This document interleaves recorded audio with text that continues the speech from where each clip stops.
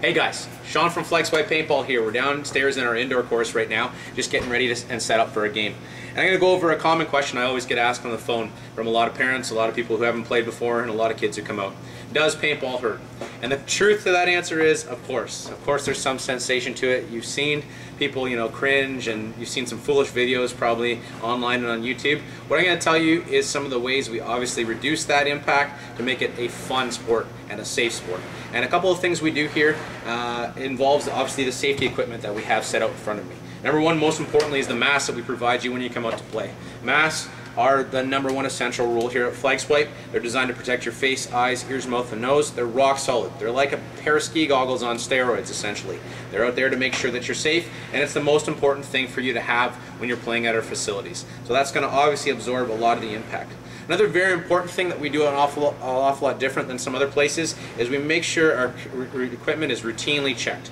And we check the speed of our equipment. So just like the police are out there sitting alongside of the highway checking how fast you're speeding along, we check the speed of the paintballs on our courses. Our referees are equipped with these little chronographs, and we also routinely check them on a larger one. Chronograph is essentially the same type of radar, except for it measures the speed of the paintball.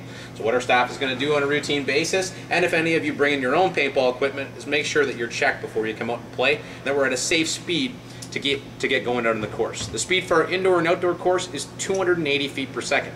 Sounds like a lot, but these guns can go much faster. If we keep it regulated at that, it's fun for everyone to play it, and of course still the ball's going to break on you like it should so that you can get in and out of the game. So basically they'd go over, they'd test it, and they'd make sure it's good to go, and then you're on your way to have a fun time. Another thing we do at our indoor and outdoor course is we make sure that our guns are equipped with compressed air rather than CO2. This compressed air source is more consistently the same speed, so the balls are coming out at a safer speed each and every time that you're shooting the trigger. We also offer a couple upgrades at our indoor course that I'd like to mention. Neck guards if you're a little bit worried about getting shot in the neck, which rarely happens.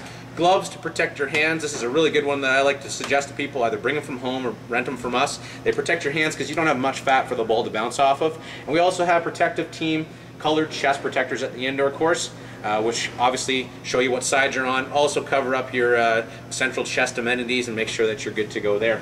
What I like to say when you get hit with a paintball, the worst it is like a towel snap. If you remember playing hockey or soccer or something like that, and after the game someone wound up a towel and snap you real good, that's about the worst it is, all right? It gets your adrenaline pumping. You're like, oh man, that hurt for a second. All of a sudden your blood's rushing through you. You're having a little bit of excitement. And of course, after that happens, you want to get out there and shoot the person back who just shot you, making the game even that much more fun and more entertaining when you're on the course. So these are a couple of things that we do to make sure it's fun and safe. And we also obviously hopefully answers your question, what happens when you get hit with a ball. If you follow these safety features, you can go out there and have a great time. The worst you're going to get is a small little welt on you, which goes away. Another key thing that I didn't mention that I want to make sure that you know, at our indoor and outdoor facilities during regular play sessions, we have what's called a mercy rule. So unlike a lot of the other places where you hear where people get welts and bruises from getting hit from a close range, our referees and our staff inform you and enforce a rule where if you're within 10 to 15 feet, rather than shooting someone from that close, you're going to scream, "Mercy!" You're going to scare the crap out of that person, for lack of better words. They're going to call themselves out, take a little bit of shame rather than a bunch of pain, and they're going to head off the field having a great time and shaking your hand at the end of the game for doing them a service. So these are a couple of things that we wanted to tell you about to make paintball safe, and obviously that it does hurt a little bit, but there's a lot of fun wrapped around that whole factor here at Flagswipe. So check us out, flagswipepaintball.com. Give us a call if you have more questions at 519-642-0908.